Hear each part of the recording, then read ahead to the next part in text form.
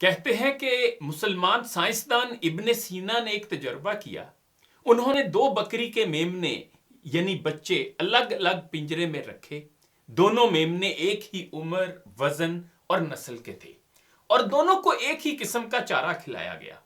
دونوں کا ایک ہی طرح خیال رکھا گیا، یعنی تمام حالات برابر رکھے۔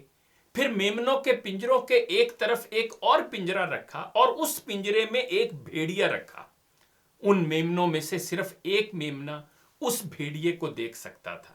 کچھ مہینوں بعد جو میمنا بھیڑیے کو دیکھتا رہتا تھا وہ مر گیا، کیونکہ وہ بے چین اور خوفزدہ رہتا تھا اور اپنی اسی ذہنی کیفیت کی بنا پر کمزور ہوتا گیا۔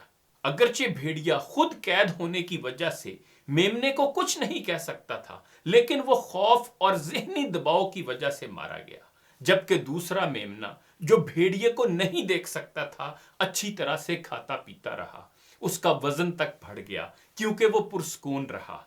اس تجربے سے ابن سینا نے صحت اور جسم پر ذہنی اثرات کے مثبت اور منفی اثرات کا مشاہدہ کیا۔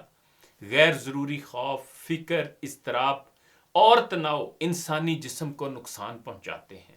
کوشش کریں پریشانیوں کو نظر انداز کریں اور خوش اور پر امید رہا کریں، اور اللہ تعالیٰ سے اچھا گمان رکھیں، وہ اچھا ہی کرے گا انشاءاللہ۔